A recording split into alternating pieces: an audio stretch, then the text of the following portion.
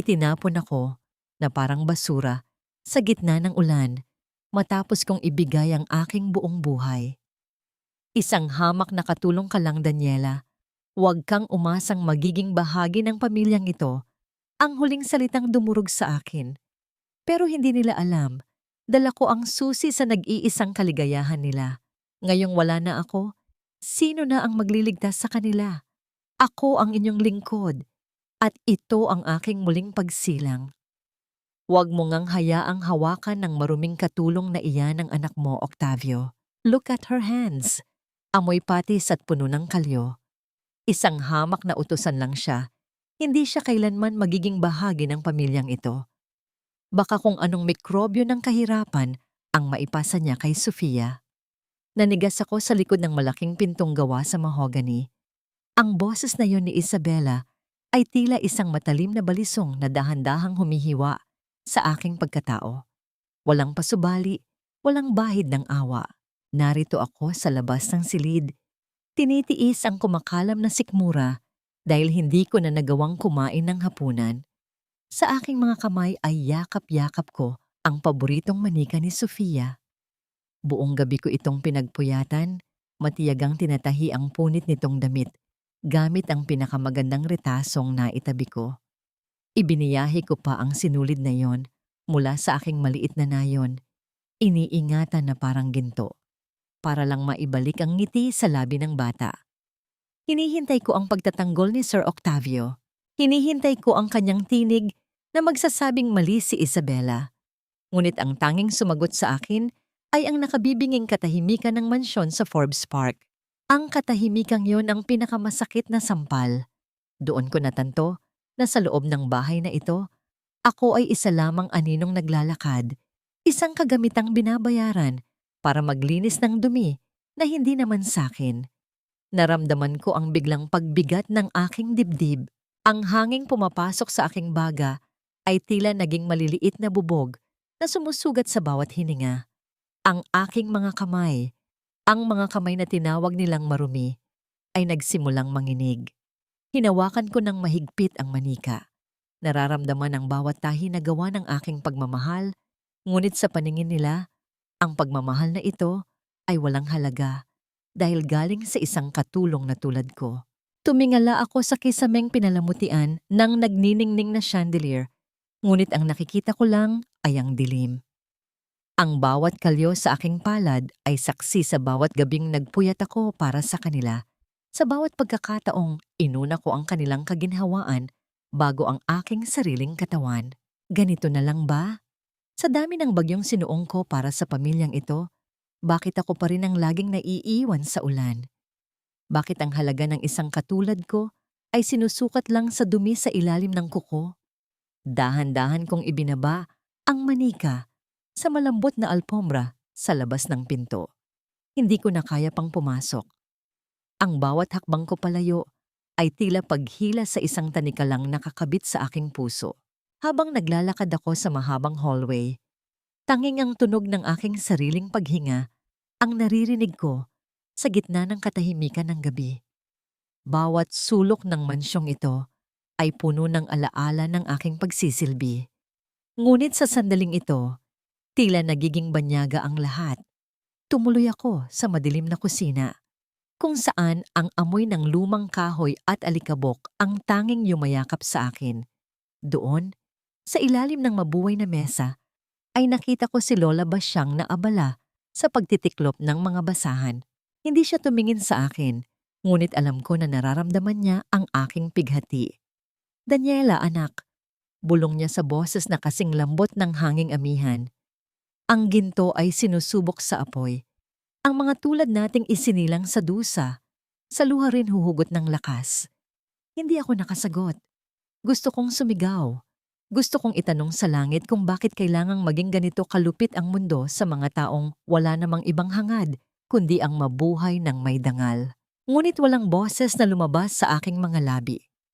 Ang tanging naroon ay ang mapait na lasa ng apdo sa aking lalamunan. Naisipan kong puntahan ang silid ni Sofia sa huling pagkakataon bago ako magkulong sa aking maliit na kwarto sa likod. Ngunit bago pa ako makarating sa itaas, Napatigil ako sa may hagdanan. Nakita ko si Isabela na lumalabas mula sa silid ng gamot. May hawak siyang maliit na bote na kulay asul. Ang kanyang mga mata ay lumingon-lingon, tila naniniguro na walang nakakakita sa kanya. Mabilis siyang pumasok sa silid ni Sofia. Ang aking puso ay nagsimulang tumibok ng mabilis, isang kaba na hindi ko maipaliwanag ang bumalot sa aking buong pagkatao. Bakit kailangang magtago ni Isabela? Ano ang ginagawa niya sa silid ng bata sa ganitong oras? Dahan-dahan akong sumunod. Sinisigurado na hindi gagawa ng anumang ingay ang aking mga yapak sa makapal na alpombra. Sumilip ako sa maliit na siwang ng pinto. Doon, nakita ko ang isang eksenang nagpatigil sa takbo ng mundo ko. Si Sofia ay mahimbing na natutulog, ngunit si Isabela ay dahan-dahang ibinubuhos ang likido mula sa asul na bote patungo sa baso ng tubig na nasa tabi ng kama ng bata. Matulog ka ng mahimbing, Sofia. Bulong ni Isabela na may himig ng isang mapait na kanta. Habang natutulog ka, mas madali para sa akin na burahin ang lahat ng bakas ng nanay mo at ng katulong na yon sa buhay ng tatay mo. Napaatras ako. Ang aking kamay ay agad na tumakip sa aking bibig upang pigilan ang isang malakas na pagsigaw. Ang lamig ng sahig ay tila umakyat hanggang sa aking mga buto. Hindi lang pala pangungutya ang kayang gawin ng babaeng ito.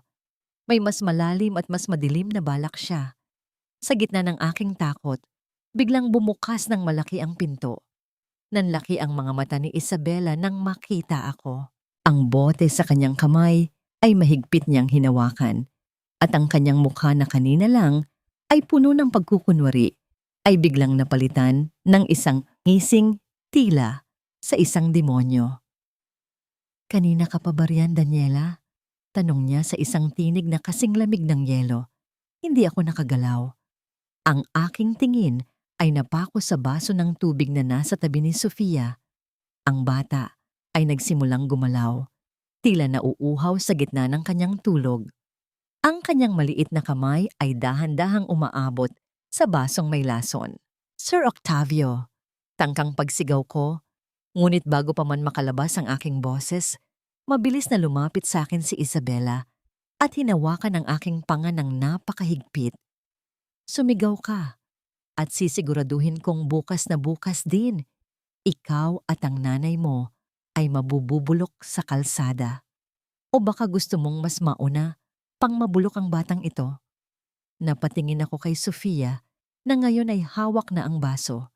Ang aking mundo ay gumuho sa isang iglap sa pagitan ng aking dangal, ng aking pamilya, at ng buhay ng isang batang walang kamalay-malay. Alin ang pipiliin ko? Ito na ba ang dulo ng aking pagtitiis? O ito pa lang ang simula ng isang mas malaking bangungot? Ang bawat daliri ni Isabela na nakabaon sa aking panga ay tila mga kuko ng isang ibong mandaragit. Ramdam ko ang malansang amoy ng kanyang mamahaling pabango na humahalo sa amoy ng takot na namumuo sa aking balat.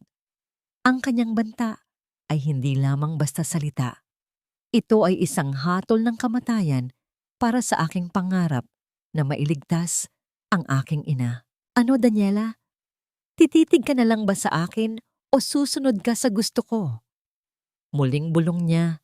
Ang kanyang mga mata ay naniningning sa ilalim ng malamlam na ilaw ng silid.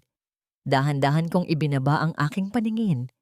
Sa sandaling iyon, ang aking dangal ay parang isang pirasong papel na nilamukos at itinapon sa putikan. Tumango ako. Isang maliit at duwag na paggalaw ng ulo na nagpatawa ng mahina kay Isabela.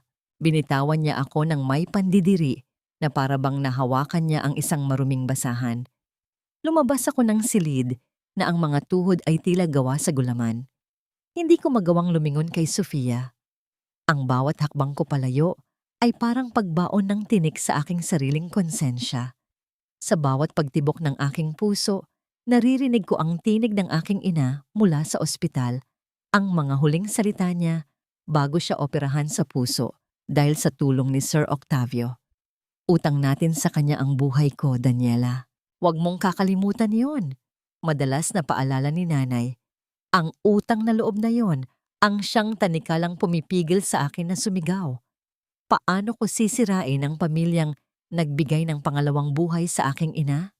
Ngunit sa kabilang dako, paano ko hahayaang unti-unting lasunin ng babaeng iyon ang musmos na si Sofia? Ang timbangan ng aking katapatan ay tila mababali na sa bigat ng dalawang katotohanang ito. Pumunta ako sa labas ng mansyon upang simulan na ang aking gabi-gabing tungkulin. Ang ulan ay nagsisimula ng pumatak. Ang bawat butil nito ay tumatama sa bubungang yero na lumilikha ng isang malungkot at paulit-ulit na tunog. Hinawakan ko ang walis at nagsimulang linisin ang malawak na patio kahit na madilim na. Ang lamig ng gabi ay dahan-dahang gumagapang sa aking manipis na uniforme. Ngunit mas malamig ang pakiramdam sa loob ng aking dibdib. Sa bawat pagkuskus ko sa sahig, naaalala ko ang aking mga pangarap sa Conservatory of Music. Ang mga daliri kong ito ay nilikha para sa mga tiplado ng piano, hindi para sa paghawak ng magaspang na walis sa gitna ng bagyo. Ngunit ang kahirapan ay isang malupit na guro. Itinuro nito sa akin na ang musika ay para lamang sa mga taong may sapat na pagkain sa mesa. Daniela, bakit hindi mo patapos iyan? Isang matalas na boses ang pumunit sa katahimikan ng gabi. Napatayo ako ng tuwid nang makita ko si Isabela na nakatayo sa may balkonahe, may hawak na payong at nakasuot ng makapal na coat. Sa likod niya ay nakita ko si Sir Octavio na tila pagod na pagod mula sa trabaho. Opo, ma'am. Malapit na po. Sagot ko habang pinapahid ang pawis at ulan sa aking noo. Gawin mo na rin ang mainit na sabaw para kay Octavio. At siguraduhin mong hindi ito matatapon tulad ng ginawa mo noong 1 linggo. Napakatanga mo talaga minsan. Dagdag pa ni Isabela habang nakatingin ng makahulugan sa akin. Mabilis akong tumakbo patungo sa kusina. Sa gitna ng aking pagmamadali, hindi ko napansin na sadyang iniunat ni Isabela ang kanyang paa sa aking daraanan. Isang marahas na pagkadulas ang nangyari. Ang aking katawan ay tumama sa matigas na semento at ang mainit na sabaw na hawak ko para sa susunod na batch ay tumapon sa aking sariling mga kamay. Ang init ay tila nanuot hanggang sa aking mga buto. Gusto kong sumigaw sa sakit, ngunit tanging isang mahinang daing ang lumabas sa aking mga labi. Nakita ko ang mga mata ni Sir Octavio na lumingon sa aming direksyon, ngunit mabilis siyang inakbayan ni Isabela. Ayan na naman siya, Octavio. Napaka-clumsy talaga ng batang ito.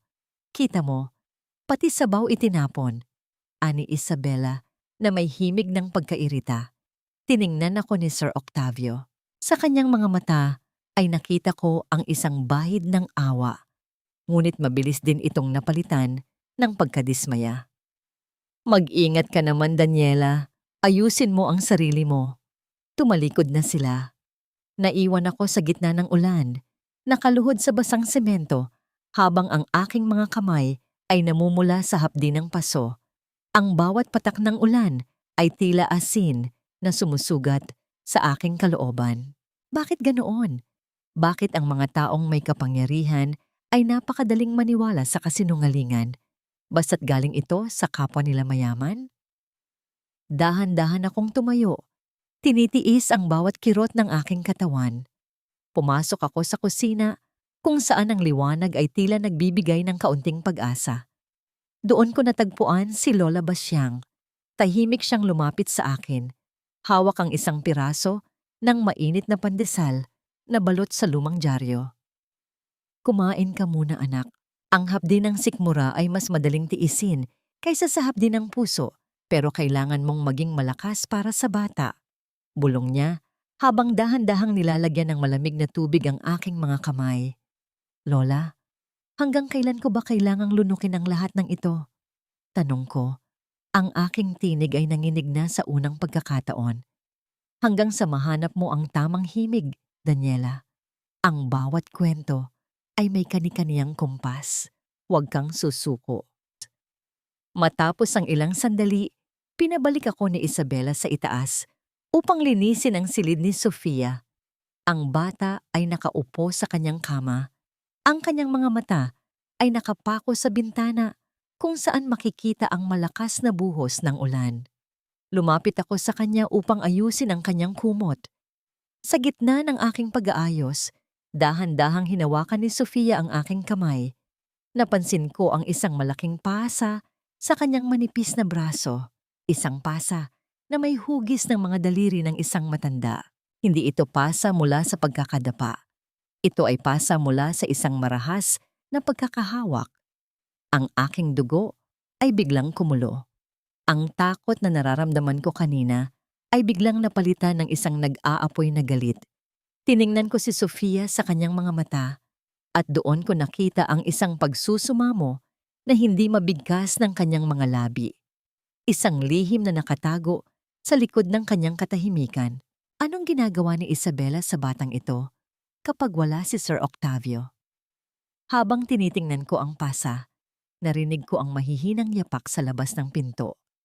Isang anino ang dahan-dahang humaharang sa liwanag na nanggagaling sa hallway. Alam ko kung sino yon. Ang labanan ay hindi na lamang para sa aking sarili. Ito ay para sa isang batang unti-unti nang pinapatay ng katahimikan. Ang katahimikan sa silid na ito ay hindi isang kapayapaan.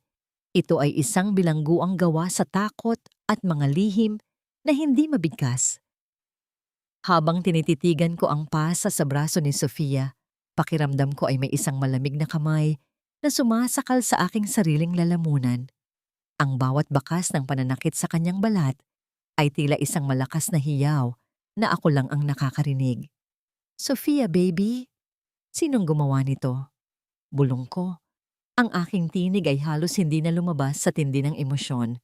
Tumingin sa akin ang bata. Ang kanyang mga mata, na dati ay tila walang buhay na kristal, ay biglang kumislap sa takot. Mabilis niyang binawi ang kanyang braso at itinago ito sa ilalim ng kumot. Sa sandaling iyon, naramdaman ko ang presensya sa likod ko. Lumingon ako at nakita ko si Isabela na nakatayo sa may pintuan. Ang kanyang mukha ay nababalot ng anino, ngunit ang kanyang mga mata ay nanunuri. "Daniela, tapos ka na ba riyan? Masyado ka yatang nagtatagal sa pakikipag-usap sa pader." Ang malamig na tinig ni Isabela ay tila isang hapit na kerdas na malapit nang maputol. "Opo, ma'am. Inaayos ko lang po ang higaan ni Sofia." Sagot ko habang pinipilit na huwag manginig ang aking mga kamay. Lumabas ako ng silid nang hindi tumitingin sa kanya. Ngunit ramdam ko ang kanyang matalim na tingin na sumusunod sa bawat galaw ko. Bumaba ako sa grand hall ng mansyon kung saan nakalagay ang isang itim na grand piano na tila isang dambana ng nakaraan. Sabi ni Lola Basyang, iyon ang paboritong instrumento ng pumanaw na ina ni Sir Octavio. Mula nang mamatay ang matanda, wala nang nangahas na humawak sa mga tiplado nito. Ang alikabok na nakapatong dito ay tila mga abo ng mga pangarap na nakalimutan na. Hindi ko alam kung anong puwersa ang humila sa akin. Marahil ay ang pagod, ang sakit ng aking mga pasong kamay, o ang matinding awa para kay Sofia. Dahan-dahan kong binuksan ang takip ng piano. Ang amoy ng lumang kahoy at ivory ay agad na bumalot sa aking mga pandama. Nagdadala sa akin pabalik sa mga araw na ako pa ay isang scholar sa conservatory. Umupo ako at dahan-dahang dinala ang aking mga daliri sa mga puti at itim na nota. Hindi ako gumawa ng malakas na tunog. Sinimulan ko sa isang mahinang himig ng "Dahil sa'yo", isang lumang kundiman na laging kinakanta ni nanay sa akin tuwing ako ay natatakot. Ang bawat pagpindot ko ay tila isang gamot na itinatapal sa aking sariling sugat. Ang boses ng piano ay dahan-dahang umalingaw-ngaw sa katahimikan ng malaking mansyon, banayad na tila isang bulong ng hangin sa gitna ng gabi. Pumikit ako. Sa bawat nota, nakikita ko ang mukha ni Sofia, nakikita ko ang kanyang kalungkutan, at doon, sa gitna ng aking pagtugtog, naramdaman ko ang isang maliit na timbang sa tabi ko. Idinilat ko ang aking mga mata at halos mapatigil ang tibok ng puso ko. Si Sofia. Nakatayo siya sa tabi ko. Ang kanyang maliit na kamay ay dahan-dahang umaabot sa piano. Ang kanyang mukha ay wala ng takot. Sa halip, ito ay puno ng pagkamangha. Gusto mo bang subukan? Mahinang tanong ko. Hindi siya sumagot. Ngunit dahan-dahan niyang idinampi ang kanyang daliri sa isang nota. Ang tunog na nalikha nito ay tila isang bituin na sumiklab sa gitna ng kadiliman. Ngumiti ako sa kanya at muling tumugtog. Sa pagkakataong ito ay mas masigla, ngunit puno pa rin ng lambing. Isang himala ang nangyari sa harap ng aking mga mata. Ang mga labi ni Sofia na sa loob ng 2 taon ay nanatiling tikom, ay dahan-dahang bumuka sa isang maliit na ngiti. Walang tunog, ngunit ang kislap sa kanyang mga mata ay sapat na upang durugin at muling buuin ang puso ko. Daniela? Ang malalim na boses ni Sir Octavio ay nagpatalon sa akin saglat. Agad akong tumayo at yumuko. Ang aking puso ay tila isang tambol na nagwawala sa aking dibdib. Nakatayo siya sa may hagdanan. Suot pa rin ang kanyang barong, ngunit ang kanyang mukha ay hindi kakikitaan ng galit. Sa halip, ito ay puno ng pagkalito at isang hindi maipaliwanag na pighati. Sir, pasensya na po. Nililinis ko lang po ang... No, pagputol niya sa aking paliwanag. Lumapit siya sa amin. Ang kanyang mga mata ay nakapako kay Sofia na hanggang ngayon ay nakahawak pa rin sa piano. Ngumiti siya. Nakita ko siyang ngumiti. Tumingin sa akin si Sir Octavio. Sa kauna-unahang pagkakataon, hindi ako nakakita ng isang amo.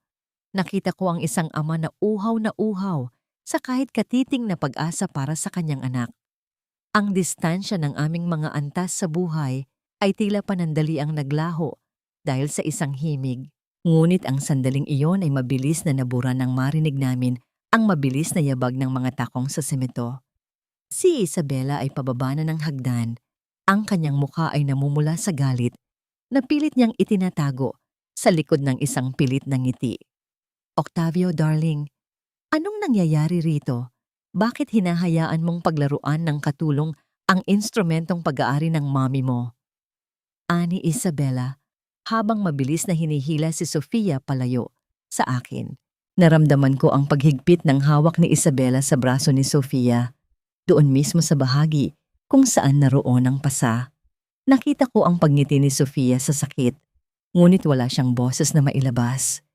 Isabela, let go of her. She was smiling. Mahinahong utos ni Sir Octavio, ngunit may diin ng autoridad. Smiling? Octavio, baka nagkakamali ka lang o baka naman ginagamitan ng kung anong kamay na bakal ng babaeng ito, ang anak mo, para sumunod sa kanya. Baling ni Isabela sa akin. Ang kanyang mga mata ay nagbabanta. Huwag kang lalapit sa anak ko, Daniela. Isang maling galaw mo pa. At sisiguraduhin kong hindi mo na masisilayan ang labas ng mansyong ito.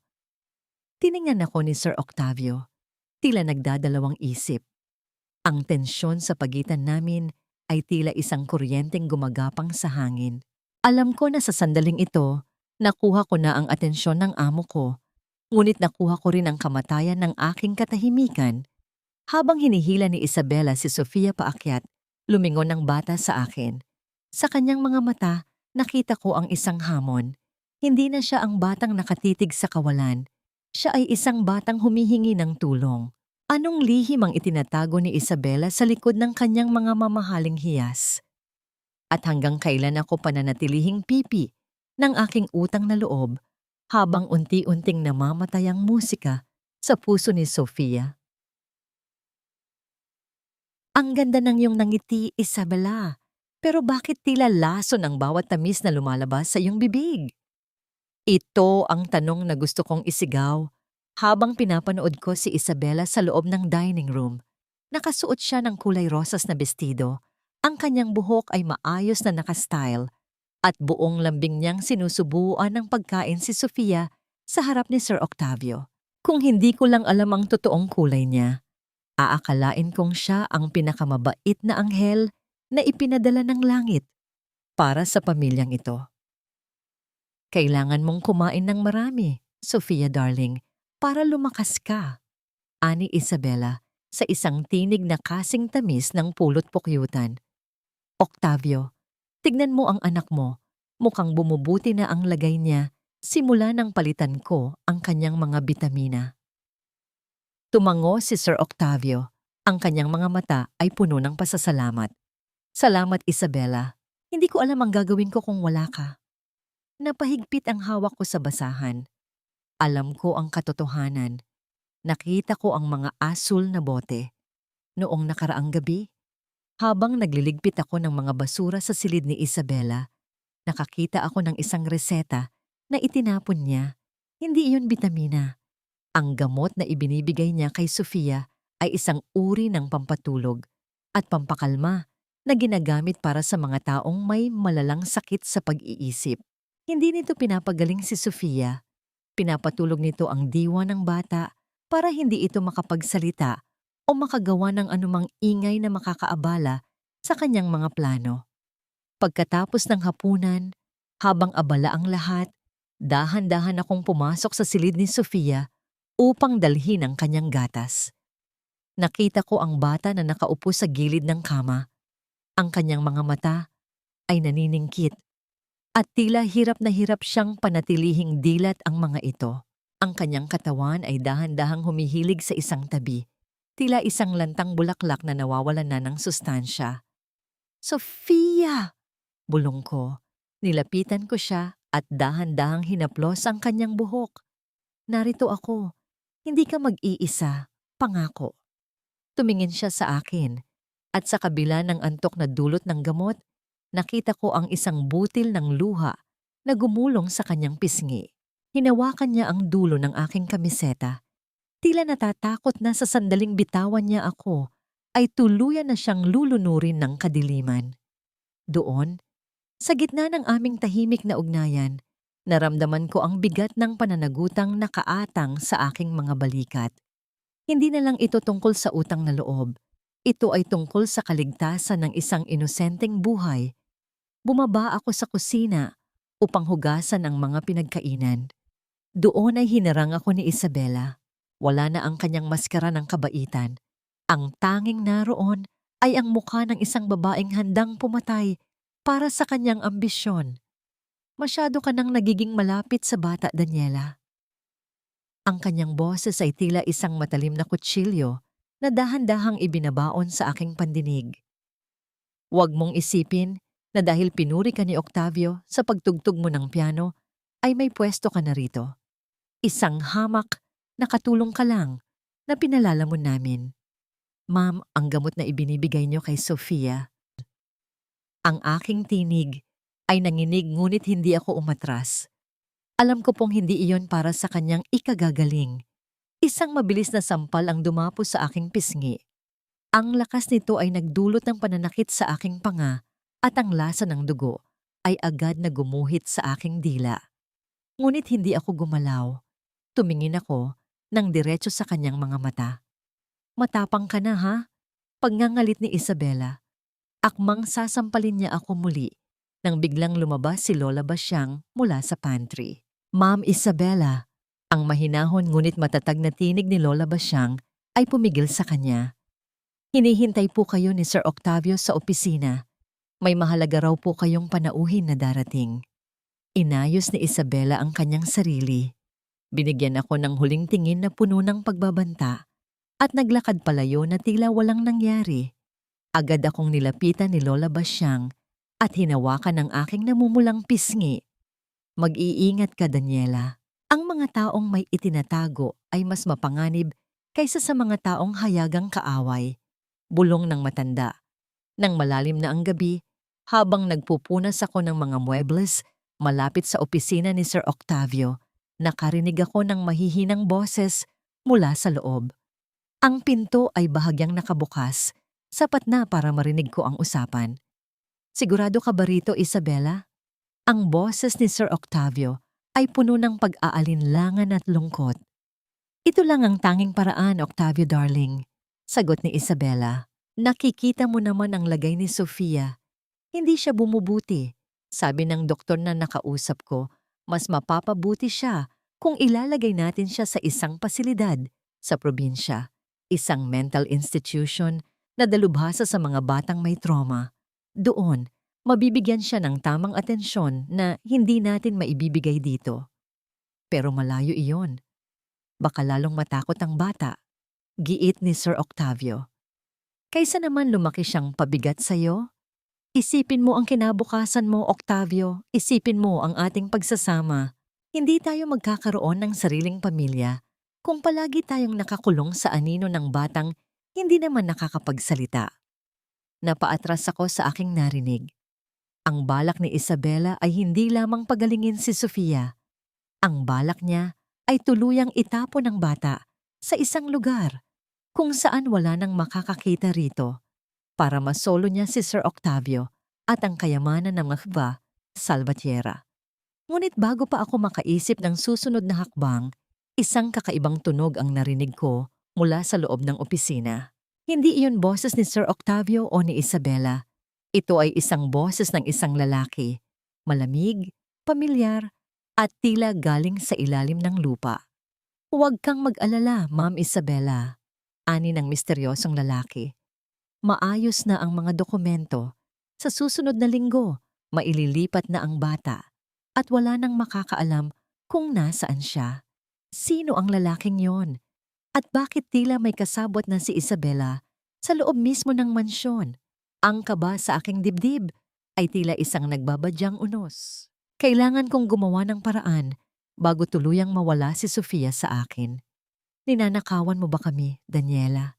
Pagkatapos ng lahat ng ipinakita naming kabutihan sa iyo, ito pa ang isusukli mo?" Ang mga salitang yon ni Isabela ay tila mga palasong may lason na bumaon ng malalim sa aking dibdib. Nakatayo ako sa gitna ng engrandeng sala ng mansyon na papaligiran ng mga nagniningning na chandelier at mga panauhing nakasuot ng pinakamamahal na seda at hiyas. Lahat sila ay nakatingin sa akin ng may pandidiri. Tila ba isa akong nakakahawang sakit na biglang sumulpot sa gitna ng kanilang marangyang piging. Narito ako, suot ang aking kupas na uniforme na may bahid pa ng mantika mula sa pagtulong sa kusina. Sa aking bulsa ay nararamdaman ko ang isang matigas at malamig na bagay na hindi ko alam kung paano napunta roon. Kanina lang, abala ako sa pag-aayos ng mga bulaklak sa bawat lamesa. Tinitiyak na ang bawat talulot ay perpekto para sa kasiyahan ni Sir Octavio. Tiniis ko ang hapdi ng aking mga paa at ang pangangatal ng aking mga kamay para lamang maging matagumpay ang gabing ito. Ngunit sa isang iglap, ang lahat ng aking pagod ay nauwi sa isang malaking kahihiyan. Dahan-dahang lumapit si Isabela sa akin. Ang kanyang mga mata ay naniningning sa katuwaan na pilit niyang itinatago sa likod ng kanyang mga pekeng luha. Mabilis niyang isinausaw ang kanyang kamay sa bulsa ng aking apron at inilabas ang isang kwintas na gawa sa nagniningning na mga brilyante, ang paboritong alahas ng pumanaw na ina ni Sir Octavio. Ang tunog ng mga bulungan ng mga bisita ay tila isang malakas na ugong ng mga bubuyog na dahan-dahang lumalamon sa aking katinoan. Ang aking paningin ay nagsimulang lumabo. Ang bawat hibla ng aking pagkatao ay nanginginig sa tindi ng kawalang katarungan. Tiningnan ko si Sir Octavio na nakatayo malapit sa hagdanan. Ang kanyang mukha na dati ay puno ng paghanga sa aking pagtugtog ng piano ay ngayon ay nababalot na ng isang madilim at malamig na galit. "Hindi ko po yan kinuha, Sir Octavio. Maniwala po kayo sa akin. Hindi ko po magagawa yan." Ang aking tinig ay halos isang pabulong na pagsusumamo na nalunod sa ingay ng mapanghusgang paligid. "Sapat na, Daniela." Ang boses ni Sir Octavio ay kasing lamig ng semento sa ilalim ng ulan. "Ibinigay ko sa iyo ang tiwala ko. Ibinigay ko sa iyo ang susi ng bahay na ito dahil akala ko ay iba ka. Pero isa ka lang palang ordinaryong magnanakaw na nagtago sa likod ng isang magandang himig." Ang bawat salita niya ay tila isang marahas na sampal na mas masakit pa kaysa sa ginawa ni Isabela sa kusina. Ang sakit na nararamdaman ko sa aking puso ay tila isang malaking bitak na hindi na kailanman mapaghihilom. Ang lalaking akala ko ay makakaintindi sa akin, ang lalaking nakita kong lumuha habang nakikinig sa aking musika, ay siya ring lalaking unang bumitaw sa aking kamay sa oras ng aking kagipitan. Biglang narinig ang isang mahinang kalabog mula sa itaas ng hagdanan. Si Sofia. Nakatayo ang bata roon. Yakap-yakap ang manikang itinahi ko para sa kanya. Ang kanyang maliliit na mata ay puno ng luha. At kahit walang tunog na lumalabas sa kanyang bibig, ang panginginig ng kanyang mga balikat ay sapat na upang durugin ang huling piraso ng aking lakas. Gusto ko siyang takbuhan. Gusto ko siyang yakapin at sabihing huwag siyang maniniwala sa kanila. Ngunit bago pa ako makagalaw, naramdaman ko ang dalawang malakas na kamay na humawak sa aking mga braso. Dalawang pulis ang pumasok sa mansyon, dala ang malamig at bakal na mga posas. Ang tunog ng pagkakandado ng mga ito sa aking mga pulso ay tila ang huling nota ng isang malungkot na kanta. Habang hinihila nila ako palabas, nakita ko si Isabela na dahan-dahang sumasandal sa balikat ni Sir Octavio, isang tagumpay na ngiti, ang dahan-dahang gumuhit sa kanyang mga labi, habang nakatingin sa akin. Nabalot ng dilim ang aking paligid habang isinasakay ako sa loob ng sasakyan ng pulis. Ang ulan ay muling nagsimulang bumuhos, ang bawat patak sa bintana ay tila mga luha ng langit para sa aking sinapit. Tiningnan ko ang aking mga kamay, ang mga kamay na nagtahi ng manika, ang mga kamay na nagluto ng mainit na sabaw, at ang mga kamay na nagdala ng ngiti kay Sofia. Ngayon, ang mga kamay na ito ay nakakulong sa bakal, itinuturing na marumi at kriminal. Hanggang kailan ko kailangang bayaran ng kasalanang hindi ko naman ginawa? Sa gitna ng dilim ng gabi at sa lamig ng rehas na naghihintay sa akin, meron pa nga bang puwang ang katotohanan sa mundong pinatatakbo ng ginto at kasinungalingan? Habang papalayo ang sasakyan sa mansyon, tanging ang mukha ni Sofia na umiiyak sa bintana, ang huling imaheng na natili sa aking isipan. Sino na ang magliligtas sa kanya ngayon? At paano ako muling babangon mula sa putikang ito kung ang taong inaasahan kong magliligtas sa akin ang siya mismong nagtulak sa akin sa bangin? Ang lamig ng semento ay tila mga yelong karayom na tumutusok sa aking manipis na damit. Sa loob ng makipot at madilim na seldang ito, ang hangin ay mabigat, puno ng amoy ng kalawang, lumang pawis at kawalang pag-asa. Nakaupo ako sa isang sulok, nakayakap sa aking mga tuhod, habang pinagmamasdan ng nag-iisang bumbilya na patay sindi sa labas ng rehas. Ang bawat pagkurap ng maputlang ilaw ay tila nagpapaalala sa akin ng aking kalagayan. Isang buhay na nakadepende sa awa ng iba. Isang pusong pinaglaruan ng mga taong nagtatago sa likod ng kanilang kayamanan. Tiningnan ko ang aking mga kamay. Wala na ang malamig na bakal ng mga posas, ngunit pakiramdam ko ay nakatali pa rin ako sa isang malaking kasinungalingan.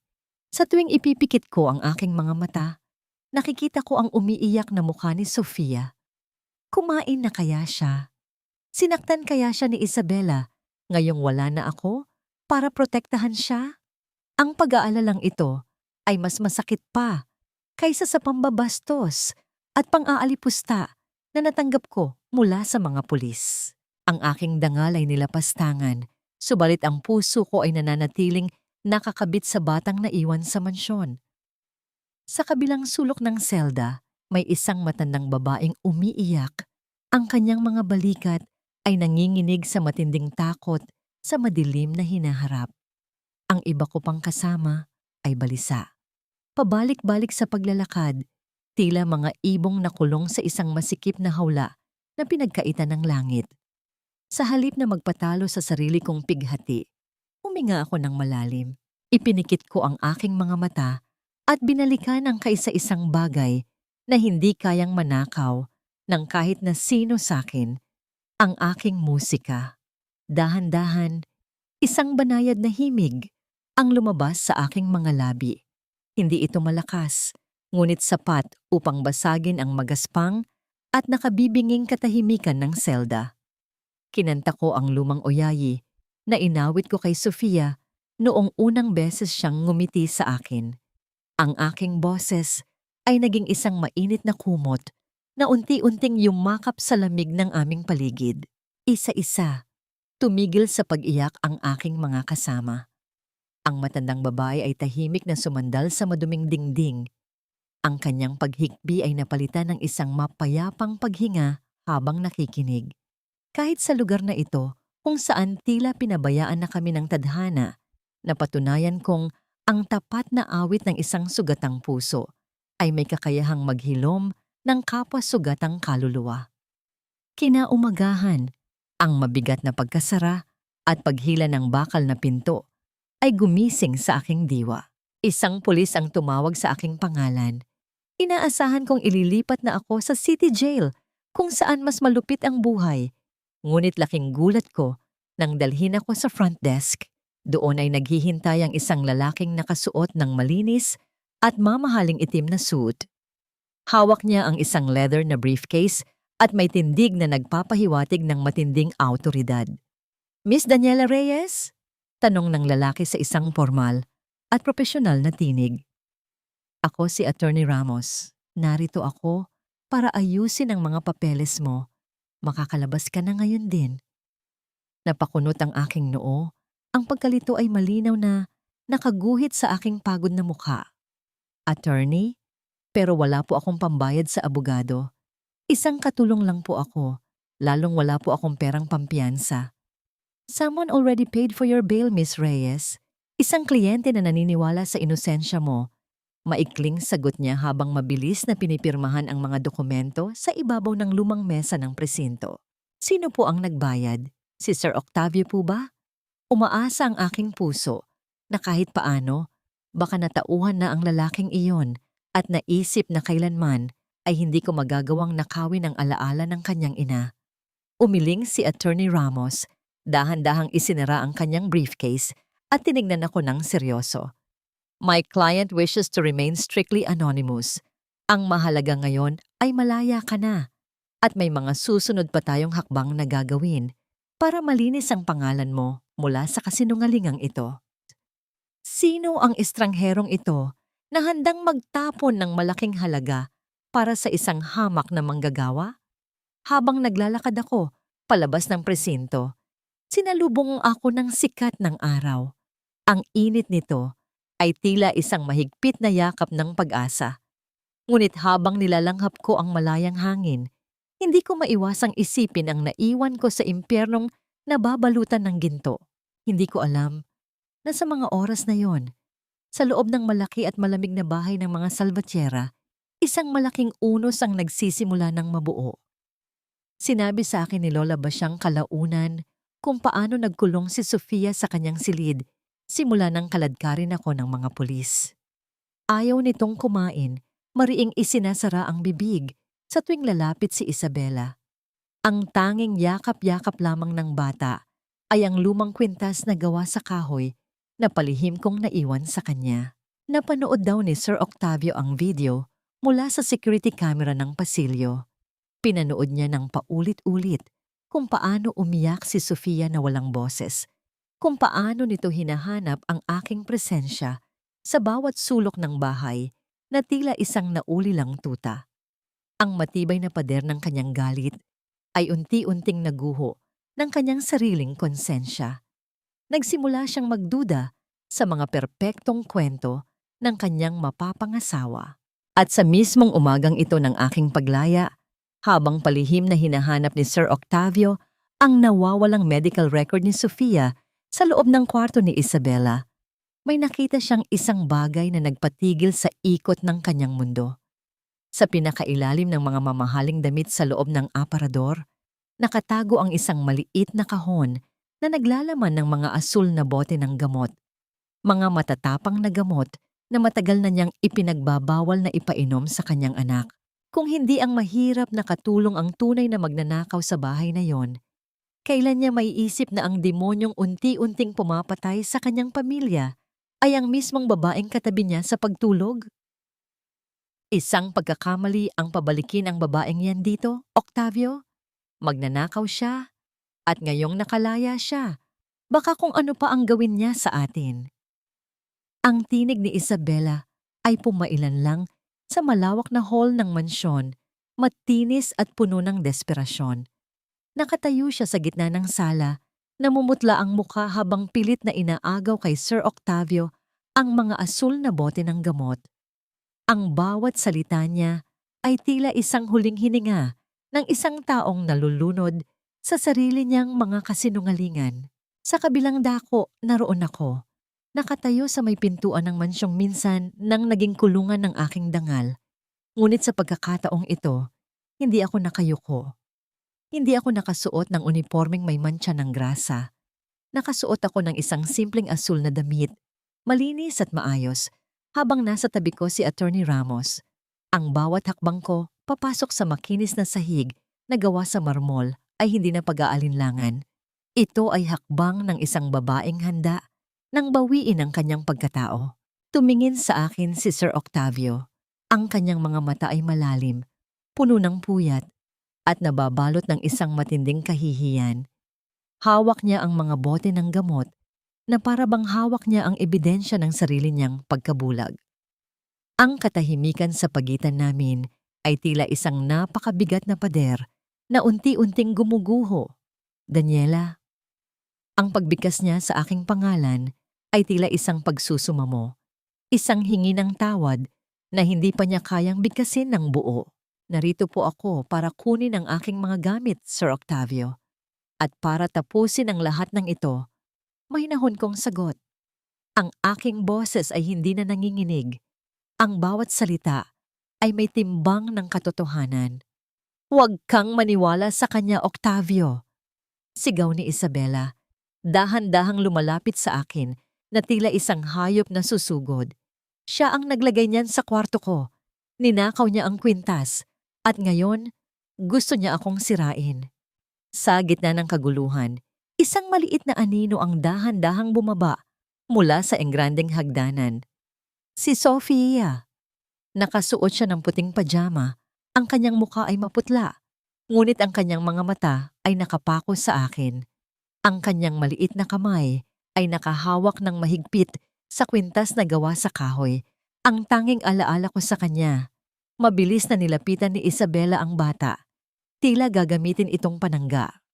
Sofia baby, sabihin mo sa daddy mo, di ba masama ang babaeng ito? Di ba siya ang nagnakaw? Naramdaman ko ang paghigpit ng aking kamao. Ang bawat hibla ng aking puso ay nanalangin para sa bata. Nakita ko ang takot sa mga mata ni Sofia habang hawak siya ni Isabela sa balikat. Ang mga kuko ng babae ay dahan-dahang ibinabaon sa manipis na balat ng bata. Isang milagro ang nangyari sa gitna ng nakabibinging katahimikan. Dahan-dahang itinaas ni Sofia ang kanyang kamay at itinuro si Isabela. Ang kanyang mga labi, na 2 taon na nanatiling tikom, ay dahan-dahang nanginig. Isang mahina at gumaralgal na tunog ang lumabas sa kanyang lalamunan, isang tunog na tila isang sirang plaka na dahan-dahang nabubuo. Siya! Ang unang salita ni Sofia ay tila isang kidlat na tumama sa gitna ng sala. Nanlaki ang mga mata ni Sir Octavio. Ang mga bote sa kanyang kamay ay dahan-dahang lumiyad patungo sa sahig. Ngunit bago pa man ito tuluyang bumagsak, muling nagsalita ang bata sa isang tinig na mas malinaw, mas matatag, at puno ng sakit. Siya ang kumuha, siya ang nagtago.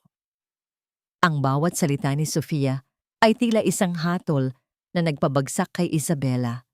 Napaatras ang babae, ang kanyang mukha ay nabahiran ng matinding sindak. Ang mga bisig ni Sir Octavio ay agad na sumaklolo sa kanyang anak. Hinila ito palayo kay Isabela at niyakap ng napakahigpit. Ang boses ng bata ay tila isang ulan na tumapos sa mahabang tagtuyot ng kanilang pamilya. Isabela, lumayas ka. Ang boses ni Sir Octavio ay hindi malakas, ngunit ito ay kasing talas ng isang espada. Huwag na huwag ka nang magpapakita sa amin. Ang mga pulis ay papunta na rito para sa mga gamot at para sa lahat ng panloloko mo. Pumasok ang dalawang opisyal ng pulis na kasunod pala nina Attorney Ramos. Sa gitna ng pagwawala at pagsisigaw ni Isabela, habang kinakaladkad siya palabas, tanging ang katahimikan nina Sofia at Sir Octavio ang nanatili. Ang bawat hiyaw ng kontrabida ay dahan-dahang naglaho sa malayo, hanggang sa ang tanging marinig na lamang ay ang banayad na paghinga ng bata sa piling ng kanyang ama. Lumapit sa akin si Sir Octavio, dala-dala si Sofia. Ang kanyang mga mata ay puno ng luha, isang pagpapakumbaba na hindi ko inakalang makikita ko sa isang salvatierra. Daniela, patawarin mo ako. Hindi ko alam kung paano ko babayaran ang lahat ng sakit na idinulot ko sa'yo. Please, manatili ka. Kailangan ka ni Sofia, kailangan ka namin. Tumingin ako kay Sofia. Niyakap niya ako ng napakahigpit, ang kanyang maliit na ulo ay isinandal sa aking balikat. Ang init ng kanyang katawan ay tila isang gamot sa aking mga sugat. Ngunit habang hinahaplos ko ang kanyang buhok, alam ko sa aking sarili na ang aking misyon sa bahay na ito ay tapos na. Dahan-dahan kong kinuha ang aking maliit na bag. Tinitigan ko ang bawat sulok ng mansyon, ang piano, ang kusina, ang bintana, kung saan ako laging nakatingin sa ulan. Tapos na ang utang ko sa inyo, Sir Octavio. Mahinahon kong sabi. Ibinigay ko na ang lahat ng kaya kong ibigay. Nailigtas ko na ang bata. At nailigtas ko na rin ang sarili ko mula sa paniniwalang kailangan kong magtiis para lang mabuhay. Daniela, sandali. Ang tangka ni Sir Octavio na hawakan ng aking kamay ay dahan-dahan kong iniwasan. Hayaan niyo na po akong magsimula ng sarili kong buhay. Isang buhay na hindi ako kailangang tawaging katulong. Isang buhay na ako naman ang susunod sa sarili kong musika. Naglakad ako palabas ng mansyon, bit-bit ang aking dignidad at ang pag-ibig ni Sofia na mananatili sa aking puso. Habang isinasara ko ang malaking pintong gawa sa mahogany, naramdaman ko ang isang kakaibang gaan. Ang tanikala ng utang na loob ay tuluyan ng naputol. Sa labas ng gate, ang sikat ng araw ay tila isang landas na nagniningning, naghihintay para sa aking muling pagsilang. Sino ang mag-aakala na ang isang hamak na katulong na itinapon sa putikan ay siya nang maglalakad palayo na may mas nagniningning na dangal kaysa sa mga taong nangapi sa kanya? Ganito na lang ba ang wakas? O ito pa lang ang panimula ng isang awit na ako na mismo ang susulat ng titik at himig? Hindi na ako ang babaeng natutulog sa sahig ng iyong kusina, Octavio. Ang bawat patak ng pawis na ibinuhos ko sa bahay na ito ay bayad na, hindi ng pera, kundi ng katahimikang tinatamasa ko ngayon. Ang mga salitang ito ay tila isang sumpa at panalangin na paulit-ulit kong binibigkas sa aking isipan habang pinagmamasdan ko ang aking sarili sa salamin. Wala na ang kupas na unipormeng asul. Wala na ang buhok na laging nakatali dahil sa takot na malaglagan ng dumi ang pagkaing inihahanda ko. Ngayon, suot ko ang isang malinis na puting blusa at ang aking buhok ay malayang humahaplos sa aking mga balikat, tila sumasabay sa kumpas ng bagong buhay na aking pinili. Narito ako sa isang maliit ngunit maaliwalas na studio sa gitna ng Quezon City.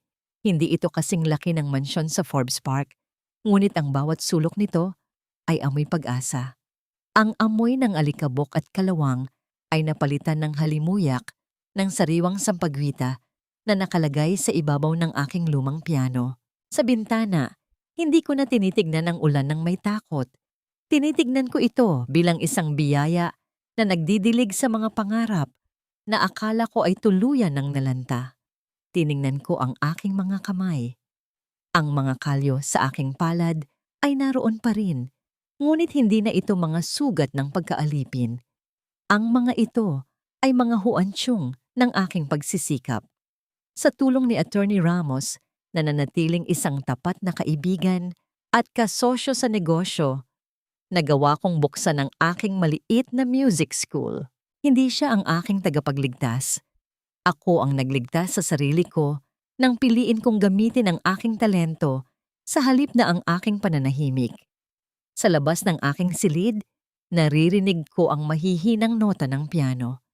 Isang batang lalaki, ang matiyagang nag-aaral ng mga basic chords. Ang bawat maling nota ay hindi sinusundan ng sigaw o panlalait, kundi ng aking banayad na paggabay. Doon ko naramdaman ang tunay na tagumpay. Ang makitang ang aking hapdi sa nakaraan ay nagiging inspirasyon para sa kinabukasan ng iba. Ngunit sa gitna ng aking katahimikan, isang anino mula sa nakaraan ang muling nagpakita. Isang hapon, habang nagliligpit ako ng mga music sheets, narinig ko ang banayad na pagbukas ng pinto. Ang tunog ng mga yapak sa kahoy na sahig ay pamilyar, mabigat, nag-aalinlangan, at puno ng bigat ng pagsisisi. Lumingon ako at nakita ko si Sir Octavio. Wala na ang kanyang tindig ng isang makapangyarihang milyonaryo. Ang kanyang mga balikat ay tila bumagsak at ang kanyang mga mata ay nababalot ng isang malalim na lungkot na hindi kayang bilhin ng anumang kayamanan. Sa tabi niya ay si Sofia, na ngayon ay masigla na ang mga mata at may hawak na isang maliit na buke ng mga bulaklak. Daniela, ang pagbigkas niya sa aking pangalan ay tila isang himig na matagal nang nawala sa tono. Mawalang galang na, gusto lang sana naming bumisita ni Sofia. Lumapit ang bata sa akin at niyakap ako ng mahigpit sa aking baywang. Teacher Daniela, para sa iyo po. Masayang sabi ni Sofia, ang kanyang boses ay tila isang nagniningning na kristal sa gitna ng silid. Ang marinig siyang magsalita nang may ganitong kagalakan ang pinakamalaking pabuya sa lahat ng aking tiniis. Salamat, Sofia. Napakaganda ng mga ito. Mahinahon kong sagot habang dahan-dahang hinahaplos ang kanyang buhok. Ngunit ang aking paningin ay nanatiling malamig nang tumingin ako kay Sir Octavio. Daniela, alam kong wala akong karapatang humiling sa'yo. Simula ni Octavio, ang kanyang tinig ay nanginginig. Pero simula nang umalis ka, ang mansyon ay muling binalot ng katahimikan. Hindi ang katahimikan ni Sofia, kundi ang katahimikan ng isang bahay na nawalan ng kaluluwa. Gusto ko sanang humingi ng pagkakataon na bumawi, hindi bilang amo, kundi bilang isang lalaking nagkamali at gustong matutong magmahal ng tama. Naramdaman ko ang isang pait na gumuhit sa aking lalamunan, ang bawat alaala ng pambabastos ni Isabela at ang kanyang malamig na panunood habang kinakaladkad ako ng pulis ay muling nagbalik. Sir Octavio, ang aking tinig ay matatag, tila isang pader na bato. Ang pagpapatawad ay hindi isang gamot na iniinom para mawala ang sakit sa isang iglap. Pinatawad ko na kayo para sa sarili kong kapayapaan, pero hindi iyon nangangahulugan na babalik ako sa anino ng inyong buhay. Ang tagumpay ko ngayon ay hindi dahil sa inyong tulong, kundi dahil sa pagtalikod ko sa inyong mundo. Kinuha ko ang isang sobre sa aking mesa at iniabot sa kanya. Iyan po ang unang bahagi ng bayad sa utang ko para sa operasyon ng nanay ko. Unti-unti ko pong babayaran ang bawat sentimo. Ayaw ko nang may anumang tanikalang nag-uugnay sa atin na gawa sa utang na loob. Nakita ko ang sakit sa mga mata ni Octavio. Ang isang taong sanay na makuha ang lahat ng gusto niya ay ngayon ay nakaharap sa isang katotohanang hindi kayang bayaran ng kanyang bank account. Daniela, hindi ko kailangan ng pera mo, pero kailangan ko itong ibalik. Putol ko sa kanya. Dahil doon ko mararamdaman na ako ay malaya na. Sofia, mag-iingat ka lagi, ha? Ang boses mo ang pinakamahalagang musika sa mundo. Huwag mong hahayaang nakawin yon ng sinuman. Habang pinapanood ko silang maglakad palayo, naramdaman ko ang isang malalim na kagaanan. Ang aking puso ay hindi na kumakaba sa takot o sa galit. Sa huling pagkakataon, nakita ko ang paglingon ni Octavio mula sa pinto. Isang tingin na puno ng panghihinayang, ngunit isinarara ko ang pinto ng may ngiti. Hindi lahat ng kwento ng pag-ibig ay nagtatapos sa isang kasal.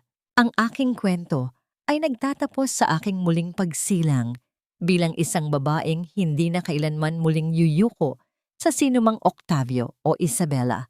Ang aking musika ay sa akin lang at sa kauna-unahang pagkakataon, ang himig na naririnig ko ay ang himig ng aking sariling kaligayahan.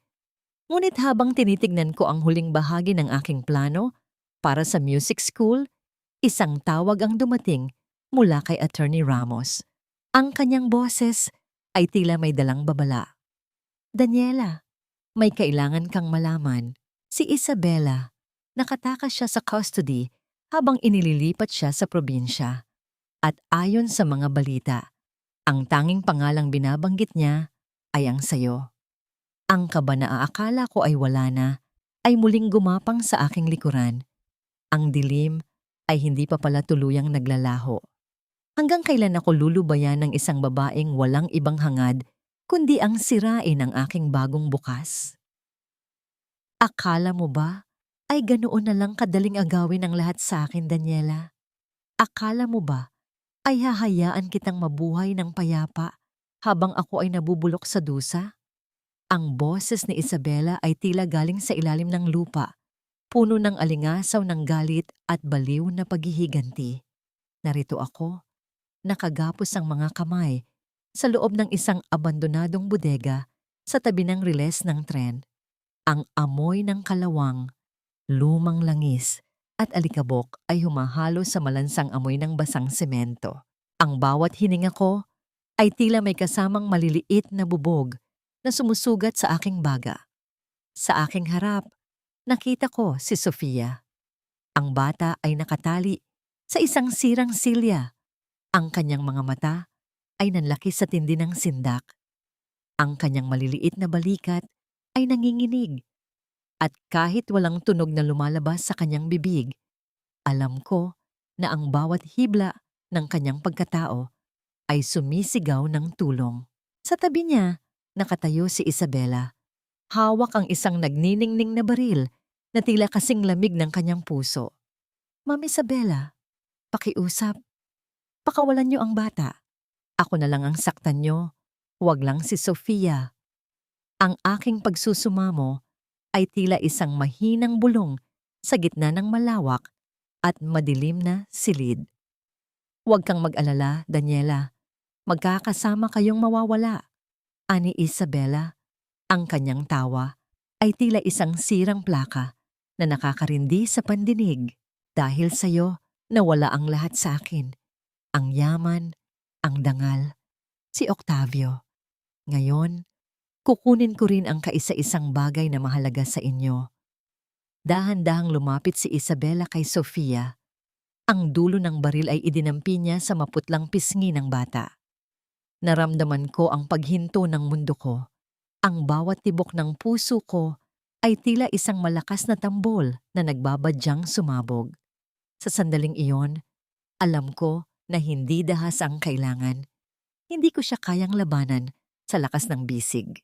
Ipinikit ko ang aking mga mata. Hininga ako ng malalim. Pilit na kinalimutan ang sakit ng mga tali sa aking pulso. At sa gitna ng nakabibinging takot, sinimulan kong humuni. Ito ang himig na nagpagaling kay Sofia. Ang uyayi na tila isang mainit na yakap ng isang ina. Sa simula, ang aking boses ay nanginig. Ngunit habang tumatagal, ito ay naging matatag, banayad, at puno ng liwanag. Ang bawat nota ay tila isang invisible na kamay na humahaplos sa puso ni Sofia. Nakita ko ang dahan-dahang paghinto ng panginginig ng bata. Ang kanyang mga mata ay nakapako sa akin at ang takot ay dahan-dahang napalitan ng isang mapayapang pagkilala. Ang aking kanta ay naging pader sa pagitan niya at ng kasamaan ni Isabela. Tumigil ka! Tumigil ka sa pagkanta! Sigaw ni Isabela, ang kanyang kamay na humahawak sa baril ay nagsimulang manginig. Ang kapayapaang dulot ng aking boses ay tila isang lason. Ang lason para sa kanyang naguguluhang isipan, hindi mo ako makukuha sa mga kanta mo. Isabela, sapat na. Ang malalim na boses ni Octavio ay umalingaw-ngaw mula sa madilim na bahagi ng bodega. Kasunod nito, ang mabilis na pagpasok ng mga liwanag ng flashlight mula sa mga pulis. Ang tunog ng mga yabag sa semento ay tila isang paparating na hukbo ng katarungan. Octavio, huwag kang lalap! Pagbabanta ni Isabela habang mabilis na ibinaling ang baril patungo sa direksyon ni Octavio. Sa isang iglap, tumakbo si Octavio patungo sa amin. Hindi niya inisip ang panganib. Ang tanging layunin niya ay maging panangga para sa amin. Ang nakatutulig na putok ng baril ay bumasag sa katahimikan ng gabi, kasunod ng isang marahas na tunog ng bakal na bumagsak sa sahig. Naramdaman ko ang pagtilamsik ng alikabok sa aking mukha. Pagdilat ng aking mga mata, nakita ko si Octavio na nakatayo sa harap ko. Ang kanyang kamay ay nakahawak sa kanyang balikat, ngunit ang kanyang mga mata ay nananatiling nakapako sa amin. Ang mga pulis ay mabilis na damba kay Isabela, na ngayon ay wala ng lakas at tanging mga hiyaw na lamang ng pagsisisi ang nailalabas. Dali-daling kinalagan ni Octavio ang aking mga tali. Sa kabila ng kanyang sugat, ang unang ginawa niya ay yakapin kami ni Sofia. Doon, sa gitna ng madilim at maruming bodega, naramdaman ko ang isang kakaibang init. Hindi ito ang init ng isang mansyon, kundi ang init ng isang taong handang ibigay ang buhay para sa iyong kaligtasan. Daniela, patawarin mo ako. Salamat sa pagliligtas sa anak ko. Bulong ni Octavio, ang kanyang tinig ay nanginginig sa sakit at ginhawa. Tumingin ako sa kanya. At sa kauna-unahang pagkakataon, hindi ko nakita ang milyonaryong naging amo ko.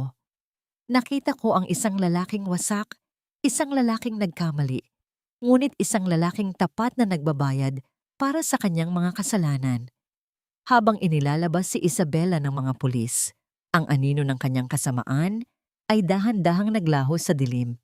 Ang gabi ay malamig pa rin, ngunit ang bawat hininga ko ngayon ay wala ng kasamang takot.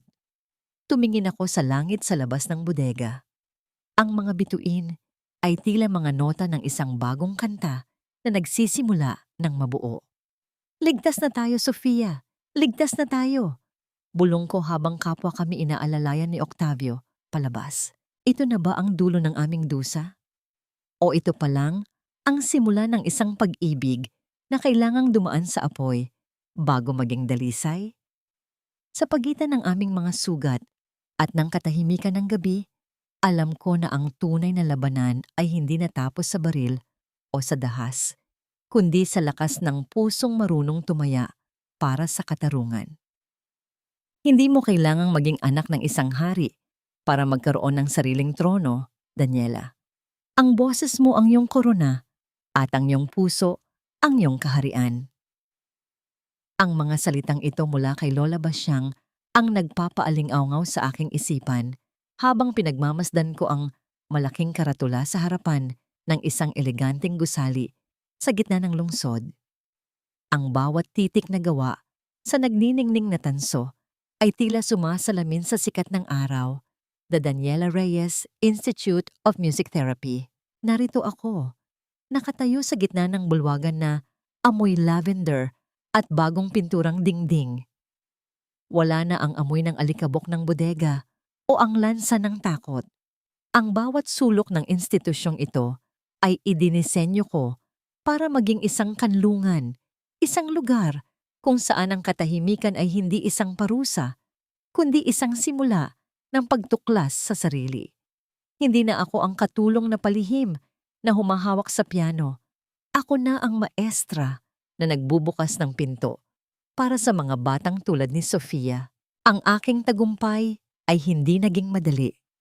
Ginamit ko ang bawat sentimo ng aking naipon kasama ang tulong ng mga grant para sa sining upang itayo ang pangarap na ito. Sa kauna-unahang pagkakataon, ang pangalang Daniela Reyes ay hindi na nakakabit sa isang kaso ng pagnanakaw, kundi sa isang revolusyon ng pagpapagaling. Ang bawat pagod at puyat ay nagbunga ng isang bagay na mas matibay kaysa sa ginto. Nakita ko si Sofia na naglalakad patungo sa akin. Ang kanyang mga hakbang ay hindi na nag-aalinlangan. Suot niya ang isang kulay rosas na bestido at ang kanyang mukha ay maliwanag, malayo sa maputlang anino ng bata na nakilala ko sa mansyon. Siya ang aking star pupil, ang buhay na patunay na ang pag-ibig na ibinuhos sa musika ay kayang bumuhay ng patay na diwa. Teacher Daniela, masayang tawag niya. Ang kanyang boses ay tila isang malinaw na agos ng tubig sa isang batis. Handa na po ang lahat para sa ating unang recital. Niyakap ko siya ng mahigpit. Sa bawat tibok ng kanyang puso, nararamdaman ko ang aking sariling muling pagsilang. Ngunit sa gitna ng aming kagalakan, napansin ko ang isang lalaki sa dulo ng pasilyo, si Octavio. Hindi na siya ang makapangyarihang milyonaryo na nakilala ko noon. Matapos ang iskandalo ni Isabela at ang pagbagsak ng ilang bahagi ng kanyang korporasyon dahil sa mga maling desisyon sa nakaraan, pinili niyang mamuhay ng mas simple. Ang kanyang tindig ay wala na ang yabang ng yaman. Sa halip, ito ay puno ng isang mapayapang pagtanggap. Daniela, ang kanyang pagbati ay tila isang mahinang ihip ng hangin. Inabutan niya ako ng isang simpleng tangkay ng puting rosas. Hindi ako narito para mangabala. Gusto ko lang makita ang tagumpay mo. Karapat-dapat ka sa lahat ng ito. Tinitigan ko siya. Naroon pa rin ang kislap sa kanyang mga mata. Ang kislap ng isang lalaking nahanap ang kanyang kaluluwa sa gitna ng pagkawasak. Ngunit hindi ko hinayaang lamunin ako ng emosyon. Alam ko ang aking halaga. Hindi ko kailangan ng isang Octavio para makumpleto ang aking kanta. Ngunit ang kanyang presensya ay tila isang maayos na accompaniment sa aking melody. Salamat, Octavio. Salamat sa pagpunta. Mahinahon kong sagot. Ang bawat salita ay may paggalang ngunit may malinaw na hangganan. Nagsisimula na ang programa. Sa loob ng auditorium, ang tunog ng mga palakpak ay tila isang malakas na agos ng dagat na dumarating sa dalampasigan. Umakyat kami ni Sofia sa entablado at sabay na umupo sa harap ng grand piano. Habang inilalagay ko ang aking mga daliri sa mga tiplado, naramdaman ko ang isang kakaibang koneksyon. Hindi na ito tungkol sa utang na loob. Hindi na ito tungkol sa pagsisilbi. Ito ay tungkol sa dalawang kaluluwang malaya na. Ang bawat nota na aming tinutugtog ay nagkukwento ng aming paglalakbay. Ang mga mabababang tono ay ang aming dusa sa mansyon. Ang mga matataas na himig ay ang aming pagtakas mula sa dilim. Nakita ko ang mga luha sa mata ng mga manunood. Ang mga luhang hindi galing sa awa, kundi sa inspirasyon. Sa dulo ng aming pagtugtog, ang tumatagal na katahimikan bago ang huling palakpakan ang naging pinakamahalagang sandali. Isang katahimikang puno ng pag-unawa. Matapos ang recital, habang nagliligpit ako sa aking opisina, isang matandang sobre ang iniabot sa akin ni Lola Basyang na kanina pa nakangiti sa isang sulok. Ang sobre ay luma, madilaw, at may tatak ng isang pamilyar na pangalan mula sa aking kabataan. Ano ito, Lola? Tanong ko. Isang liham na matagal nang itinatago ng iyong ina, Daniela. Sinabi niya sa akin na ibigay ito sa iyo kapag nahanap mo na ang iyong tunay na himig. Ang liham na ito ang magsasabi kung bakit ang musika ay nasa iyong dugo simula pa noong una. Nanginig ang aking mga kamay habang binubuksan ang sobre. Ang mga unang salita sa loob ay nagpatigil sa takbo ng aking mundo. Isang lihim mula sa nakaraan na magpapabago sa lahat ng alam ko tungkol sa aking pagkatao at sa aking ugnayan sa pamilyang Salvatierra. Sino nga ba talaga ako? At ano ang tunay na dahilan kung bakit tila itinakda ang aking pagpasok sa mansyong yon? Ang aking tagumpay ay nahanap ko na Ngunit ang aking nakaraan ay tila nagsisimula pa lang magsalita. Hindi ka lamang isang hamak na anak ng katulong, Daniela. Ikaw ang dugong nawala sa mga kwerdas ng pamilyang ito. Ang musikang ninakaw ng panahon at ng maling akala. Ang bawat titik sa liham ni nanay ay tila isang mainit na uling na dumadampi sa aking balat. Ang aking mga mata ay naniningkit sa pagbasa, pilit na iniintindi ang katotohanang matagal na itinago ng katahimikan. Ayon sa sulat, ang aking ina na si Elena ay hindi lamang basta naging kaibigan ng ina ni Octavio. Siya ang tunay na tagapagmana ng isang maliit na bahagi ng lupain at ng orihinal na mga komposisyon na naging pundasyon ng kayamanan ng mga Salvatierra. Ngunit dahil sa takot at sa matinding hiya sa lipunan noon, mas pinili ni nanay na mamuhay sa hirap kaysa ipilit ang kanyang karapatan sa isang pamilyang itinuring siyang banyaga. Naramdaman ko ang matinding panginginig ng aking mga kamay. Ang bawat kalyo sa aking palad, ang bawat gabing nilunok ko, ang aking dangal, habang nililinis ang kanilang sahig. Lahat ng iyon ay tila isang malupit na biro ng tadhana. Ako, na itinuring nilang basura, ay may dugong kasing puro ng musikang nagliligtas sa kanila ngayon. Ang bigat ng injustice na ito ay tila isang malaking bato na dahan-dahang dumudurog sa aking dibdib. Nakaluhod ako sa sahig ng aking opisina. Ang sulat ay basa na ng aking mga luha. Ang bawat hikbi ko ay walang tunog. Isang pighati na tila isang gumamaralgal na nota sa isang lumang piano. Bakit ngayon lang? Bakit kailangang dumaan muna ako sa impyerno bago ko malaman na ang langit ay dati nang sa akin? Daniela, anong nangyayari? Ang banayad na tinig ni Octavio ay narinig ko mula sa pintuan. Hindi ako tumingin sa kanya. Dahan-dahan akong tumayo, bitbit ang liham na tila isang sandata. Hinarap ko siya nang may mga matang puno ng apoy at luha. Ipinakita ko sa kanya ang sulat, ang ebidensya ng lahat ng kasalanan ng kanyang pamilya sa amin. Nang mabasa ni Octavio ang nilalaman, nakita ko ang dahan-dahang pagpawi ng kulay sa kanyang mukha. Ang kanyang mga balikat ay tila lalong bumagsak sa bigat ng katotohanan. Ang utang na loob na akala ko ay sakin, ay sa kanya pala nakapataw. Ang bawat sentimong ibinayad ko sa kanya, ang bawat sakripisyong ginawa ko para kay Sofia, lahat ng iyon ay mga utang na siya pala ang dapat magbayad sa akin. Patawarin mo kami, Daniela. Patawarin mo ako. Ang boses ni Octavio ay halos isang pabulong na pagsusumamo. Lumuhod siya sa harap ko, hindi bilang isang milyonaryo, kundi bilang isang lalaking hubad, ang kaluluwa sa harap ng katarungan. Hindi sapat ang lahat ng kayamanan ko para mabura ang hirap na dinanas niyo ni Elena. Ngunit hayaan mong itama ko ang lahat, hindi dahil kailangan kita, kundi dahil ito ang nararapat. Tumingin ako sa kanya, at sa kauna-unahang pagkakataon, naramdaman ko ang tunay na paglaya. Ang galit sa aking puso ay dahan-dahang natutunaw, hindi dahil sa kanyang pera, kundi dahil sa kanyang pagkilala sa aking pagkatao. Ngunit bago ako makapagsalita, naramdaman namin ang isang mahinang pagtulak sa pinto. Si Sofia. Nakatayo siya roon, ang kanyang maliit na kamay ay nakahawak sa hamba ng pinto. Tumingin siya sa kanyang ama na nakaluhod at sa akin na umiiyak. Lumapit siya sa akin at dahan-dahang pinahira ng aking mga luha gamit ang kanyang maliliit na daliri. Nanay Daniela, huwag ka nang umiyak, masayang sabi ni Sofia. Ang salitang nanay na lumabas sa kanyang bibig ay tila isang anghel na bumaba sa lupa. Ito ang huling nota na nagpabagsak sa pader ng aking pag-aalinlangan.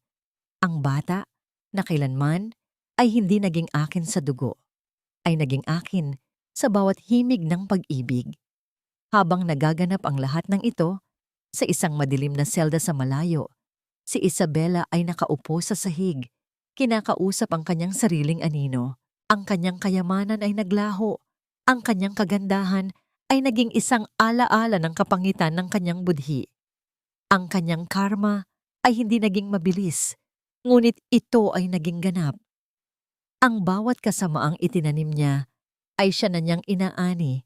Sa gitna ng katahimikang walang musika, tumingin ako sa labas ng bintana kung saan ang araw ay dahan-dahang lumulubog, nagbibigay ng kulay kahel at lila sa kalangitan. Ang kabanatang ito ng aming buhay ay natatapos na, ngunit ang himig ng aming bagong simula ay nagsisimula pa lang mabuo. Octavio, mahinahon kong sabi habang tinutulungan ko siyang tumayo. Ang nakaraan ay hindi na mababago, ngunit ang hinaharap ay maaari nating isulat ng sabay, hindi bilang amo at katulong, kundi bilang dalawang tao na natutong magmahal sa gitna ng sugat. Niyakap kaming dalawa ni Sofia. Ang aming tatlong puso ay tumitibok sa iisang kumpas. Ang aking muling pagsilang ay ganap na. Mula sa putik ng kahirapan at kawalang katarungan, sumibol ang isang bulaklak na kailanman ay hindi na malalanta. Ngunit sa gitna ng kapayapaang ito, isang huling tanong ang nananatili sa aking isipan. Handa na nga ba ang mundo na tanggapin ang isang Daniela Reyes na hindi na kailanman muling yuyuko? At ano ang magiging kapalaran ng aming pamilya sa ilalim ng bagong awit na ito? Ang bawat hininga ko ngayon ay hindi na amoy alikabok o kalawang, kundi amoy ng sariwang lavender at ang malambot na halimuyak ng mga rosas na nagmumula sa aming heart. 5 na ang lumipas na taon, ngunit tila kahapon lamang nang lisanin ko ang mansyon ni Octavio, bitbit ang aking nag-iisang bag at ang aking nadurog na dangal. Ngayon, nakatayo ako sa balkonahe ng aming sariling bahay, isang bahay na binuo hindi ng semento at bakal, kundi ng mga himig ng pagpapatawad at pag-asa.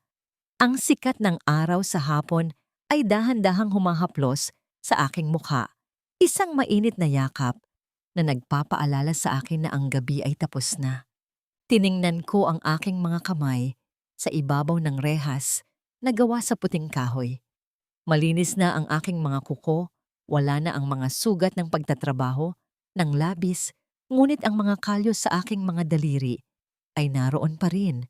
Mga marka ng libu-libong oras ng pagtugtog ng piano na nagligtas sa aking kaluluwa. Mula sa loob ng bahay, narinig ko ang isang pamilyar na himig. Isang masigla at malinaw na sonata ang umaalingaw-ngaw sa hangin. Si Sofia iyon. Hindi na siya ang batang pipi na nakatitig sa kawalan. Siya na ang isang dalagang puno ng buhay, ang star student ng aking music institute, at ang boses na nagbibigay ng kulay sa bawat umaga ko. Mommy, Daniela, nakita mo ba ang aking mga music sheet? Pupunta na tayo sa foundation.